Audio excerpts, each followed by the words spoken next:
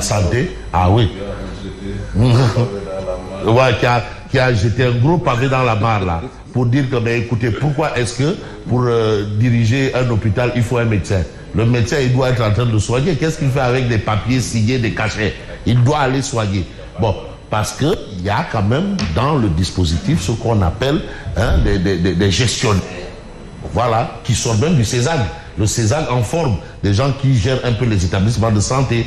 Alors comment voulez-vous qu'un ministère avec 4 étages, du premier au dernier étage, on a que des médecins là-bas, que des médecins, tout le bâtiment, ministère de la santé, il n'y a que des médecins, projet de lutte contre la maladie, médecins, projet de lutte, ils sont que dans les projets et programmes, alors que on n'en a pas à Kédougou, à Koupentoum, à Bakakoulibanta, à Koussanar, à Mbedekhoun, un peu partout. Voilà, on en a aussi besoin à 6 kilos, à Doumassou, un peu partout au Sénégal, hein, et même à Oussoui.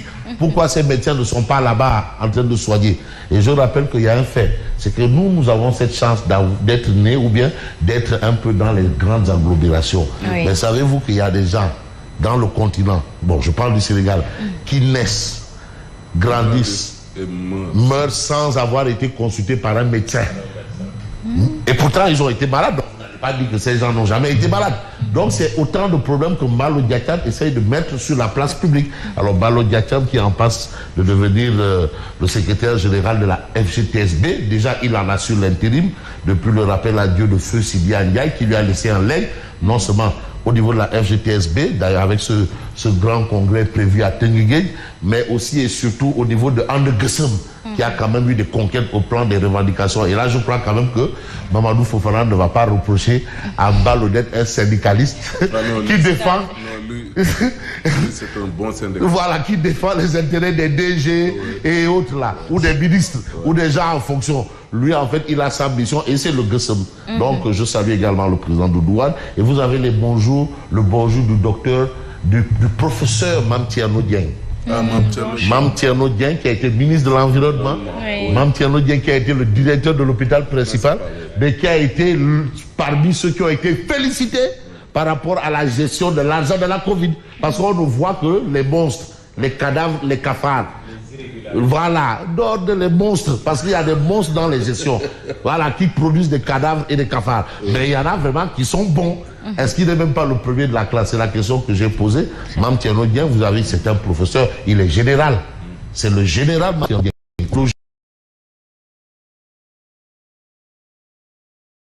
Bravo Fabrice Nguema. Et dans les titres du journal, nous rappelons justement que la coopération bilatérale et les relations de bon voisinage entre le Sénégal et la Gambie sont à l'honneur ce samedi.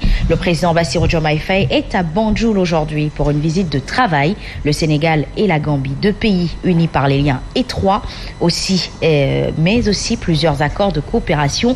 Parmi les enjeux de ce déplacement, le chef de l'État, la crise casamançaise et le trafic de bois vers la Gambie, ainsi que les tracasseries aux différents postes de contrôle routier entre les deux pays. Il y a également le sous-préfet de Dakar Plateau qui prend le contre-pied des acteurs du système informel qui ont été déguerpis avant-hier soir de Colobane, ici même à Dakar. Ils ont été sommés dans les meilleurs délais, en tout cas à temps de quitter les lieux, assure Djibi Diallo. Les vendeurs et soudeurs métalliques qui avaient pignon sur rue à Colobane n'ont pas apprécié d'être déguerpis de leur lieu de prédilection. Reportage à suivre de tout à l'heure dans le journal avec Ramatoulaye Aka. Comment reconnaître les signes d'un accident vasculaire cérébral? Quelle prise en charge hospitalière? L'association sénégalaise de soutien aux patients et familles de victimes d'AVC se mobilise. Elle a organisé hier à Dakar et à Bargny, dans le département de Rufisque, des séances de sensibilisation dans le cadre du mois d'avril, un mois dédié à la lutte contre les AVC, première cause de mortalité et de handicap chez les adultes. La suite, ce sera bien sûr la revue de presse de Fabrice Nguema. Vous connaissez les signes, vous appelez les urgences. Et les urgentistes viennent, ils vous examinent.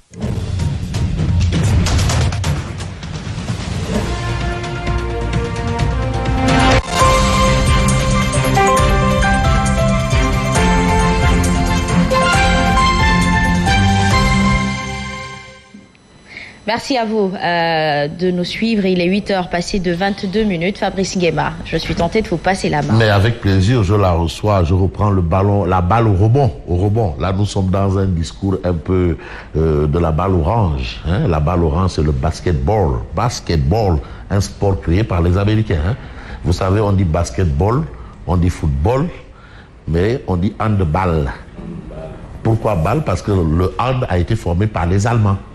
C'est les Allemands qui ont créé le handball, balle. Voilà, forcément, l'appellation, voilà, l'handball. C'est pour cela, bon, ailleurs on parle de lutte, mais au Sénégal on parle de lambe, c'est-à-dire brédour, lambe. Alors, mais on va faire du lambe quand même, avec quoi? Mais pour la bonne cause, parce que être lutteur, c'est pour parfois la bonne cause. Permettez-moi de saluer également l'excellent roi des arènes Manga 2. Hein? Le meilleur de sa génération. Et c'est avec la génération des mangas qu'on savait c'est quoi un lutteur. Un lutteur, c'est un poète. Rappelons qu'il a été là le vendredi d'avant Pâques. Ah oui. Il était là. Il était là, le roi des arènes. Vous savez, un lutteur, c'est d'abord un poète. Un lutteur, il sait danser et il sait lutter. C'était ça. Quand Manga 2 et les Mamdiambad, quand ils se déployaient, tu sentais que vraiment, il y avait l'élégance. Ah oui. Donc les Mamgour Guingaï, Feu Tigre de Fass, et l'actuel Tigre de Fass, les Falaï Baldé, et je pense également à Moustapha Gueye, le vrai Tigre de Fass. Bon, parce qu'après il y a eu un Tigre de Farce. Mais on parle du Tigre de Fass. Alors, on est loin des farces parce qu'il s'agit de Direct News qui parle justement de cette visite du président Diomaye Faye à His Excellency Adama Barrow. Et aujourd'hui, vous avez le président Diomaye Faye aujourd'hui en Gambie. Donc il va chez lui. Et je rappelle bien cette célèbre envolée de journaliste Babacar Justin Diaye qui dit la Gambie c'est comme une banane enfoncée dans la gueule du Sénégal. Alors voilà. Et d'ailleurs quand il y a eu ce débat autour de l'armement, hein, des armes, la Gambie qui s'armait, la question de mon confrère Barka Ba, pas Barka Isma, Barka Ba, mais la Gambie est en train de s'armer pour se battre contre qui? Pas contre l'océan. Parce que les seules frontières de la Gambie c'est le Sénégal. Alors, les enjeux d'une visite. Les enjeux d'une visite. Ça, c'est le titre de Direct News, parce que ce n'est pas une visite. Mais aussi simple que ça. C'est pas pour aller manger du boroké ou bien boire du thé. Je rappelle que les États n'ont que des intérêts. Et là, c'est deux chefs d'État. Et chefs d'État au même titre que le pape au Vatican. Le Vatican qui est un État. Alors, les enjeux d'une visite, ça c'est ce que révèle Direct News. Unis par l'histoire et la géographie, la Gambie et le Sénégal partagent un même peuple avec les mêmes réalités socio-culturelles. Il y a le lambe en Gambie, il y a le lambe au Sénégal. Il y a le kantourang en Gambie, il y a le kantourang au Sénégal. Il y a Djeliba Kouyaté, il est en Gambie, il est au Sénégal, surtout du côté de Toubacouta. Et Youssou Ndour est au Sénégal, Youssou Ndour est en Gambie. Voilà. Donc allez-y comprendre ce que ça veut dire. Et Direct News fait un peu l'économie de cette visite. Parce que c'est une grande visite.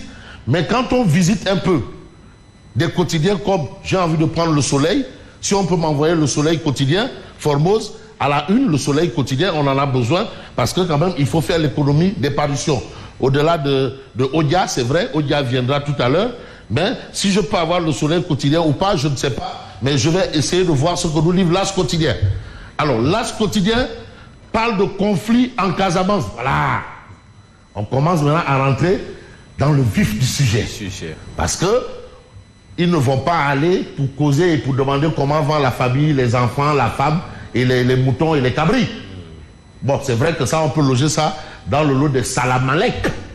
D'ailleurs, même le mot salamalek, vous allez dans le dictionnaire, on vous dit que c'est les salutations. De longues salutations, les salamalek. Alors, conflit en Casamance, trafic illicite de bois, sécurité transfrontalière. Mais Diomaye a l'épreuve de la sécurité nationale parce qu'il a aussi cette mission. C'est une mission qu'on appelle régalienne. L'ordre public, la sécurité nationale. C'est important. Voilà, c'est ça un chef d'État. C'est différent de, voilà, ruer dans les brancards, dénoncer, critiquer et parfois faire du criticisme. Maintenant, il a le pied à l'étrier. Diomaye Agara. C'est la sécurité. Et vous voyez Jack Bauer, le parc à mazout, quand on vous disait que c'est un quartier flottant en plein Dakar. Ouais. Mais comment on peut avoir des quartiers flottants en plein Dakar? Avec plus de 300 personnes là-bas. Mais regardez-moi ça. Mais Jack Bauer, voilà quelqu'un que le Sénégal doit décorer. Parce que les questions d'ordre public, les questions de sécurité publique, les questions de sûreté et les questions un peu d'encombrement, il en a fait son cheval de bataille. Il est vraiment allé... Mais regardez ce qu'il y avait à Petersen. On vous disait qu'il y avait des endroits qu'on appelait Konouyamba. Comment on peut appeler en plein Dakar un coin Konouyamba? Mais regardez un peu Ponty, mais vous ne voyez même plus la route. Mais aujourd'hui, tout est clair. Donc, vraiment, Jack Bauer, on doit le décorer. C'est important parce que... Et aussi, il nous a expliqué un tant soit peu le rôle du commandement territorial. Parce que nous, la jeune journaliste, là, on pensait que eux, ils étaient là que pour ouvrir et pour fermer les séminaires. Et Jack Bauer dit non, commandement territorial, tu descends sur le terrain. Embarquez-les, dégagez, dégagez, embarquez-les. Il y a déjà des associations de la Médina qui l'ont... Mais qui l'ont consacré. Oui.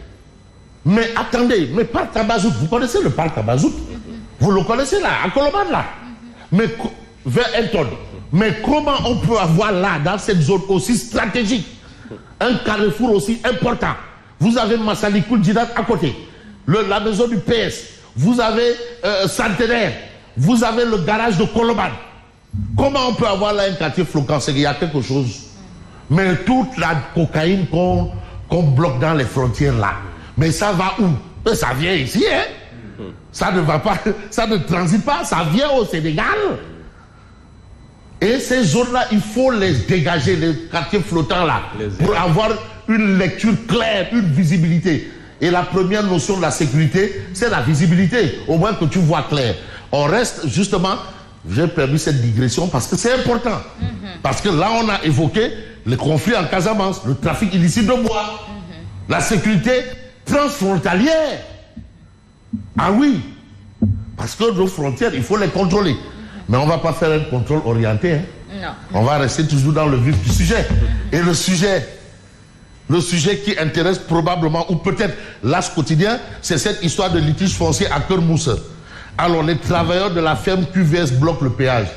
Apparemment, ils ont chassé le promoteur, justement, le promoteur immobilier qui veut récupérer 110 hectares là-bas. Ils l'ont renvoyé. Il a détalé comme un lapin, pour ne pas dire la queue entre les jambes. Et il faut dire que ce projet est 100% sénégalais. Certains vous disent que non, c'est une histoire d'Hollandais, de Portugais ou d'Azerbaïdjanais. Non, ce sont des Sénégalais, mais qui sont allés chercher des financements comme tout le monde le fait. Et c'est normal.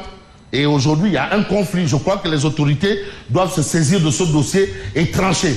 D'un côté, vous avez des gens qui ont des autorisations des eaux et forêts, parce que c'est une zone vraiment appartenant aux eaux et forêts. Et de l'autre côté, quelqu'un vous dit j'ai un titre foncier. Bon, que les autorités s'auto-saisissent de cette question. Parce que les questions foncières, Macky Sall nous a dit que c'était les plus gros problèmes. Mais le problème, c'est probablement ce que nous livre le Soleil quotidien. Parce que aussi, il s'agit quelque part de ce qu'il faut évoquer par rapport aux choses claires.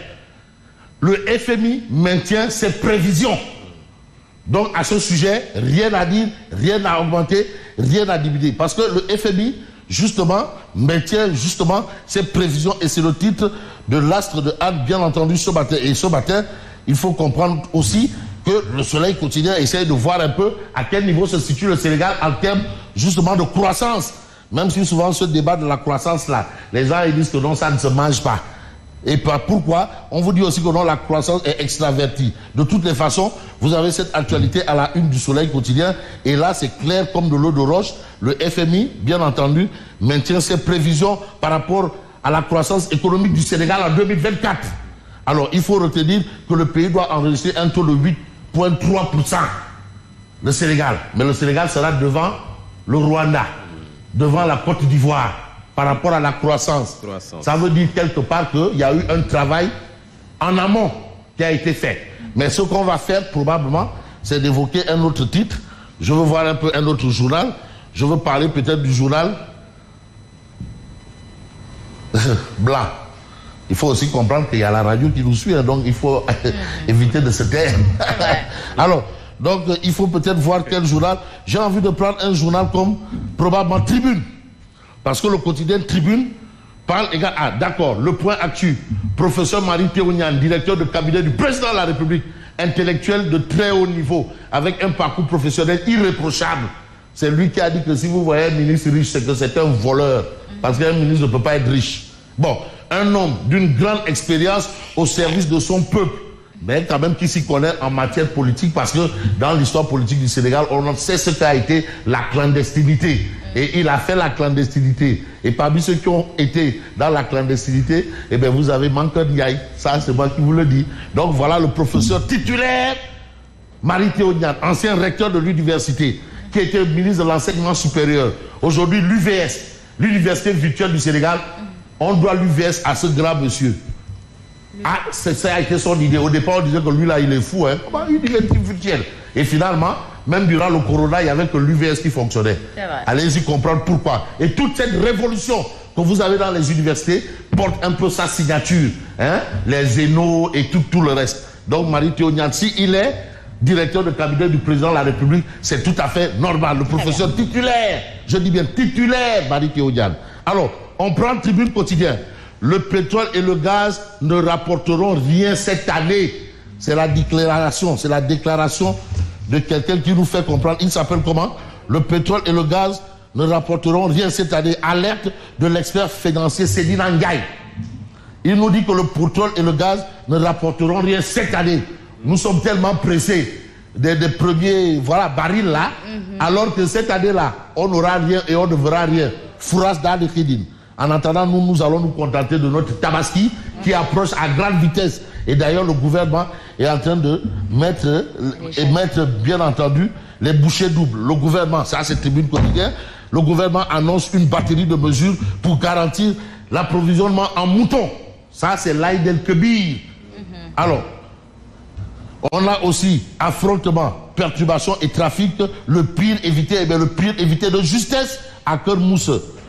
Alors vous avez le patron de la société Nouvelle Ville se sauve de la furie des populations. Donc les populations n'en veulent pas. Ils veulent leur UVS. Et là, on va peut-être évoquer la question avec Oumar Diakité Kaba. Vous avez deniers publics. La redevabilité, ça rend malade. Vous avez liquidité comme perfusion. Mais ça, vraiment, Odia a fait fort. Hein? Mais le matelas là, ce sont les billets, les mauves, les billets de banque mauves. Cas Covid. Et ici, vous avez la reddition des comptes, c'est un vrai compte de fait. Rapport Cour des comptes.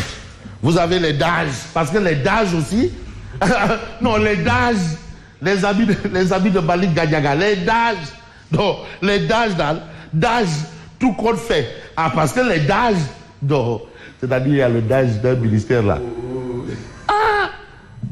Dans le DAGE de ce ministère. Et le ministre qui se déplace toujours avec son DAGE. Son DAGE, où il va? Quand il change de ministère, il va là-bas, le DAGE suit. Ministère des pompes funèbres. Le DAGE vient. En tout cas, moi je me déplace avec Mamadou Fofana et je vous laisse avec Simon Faye pour la suite. Merci beaucoup. Et cette suite, c'est le journal à qui nous faisons place tout de suite.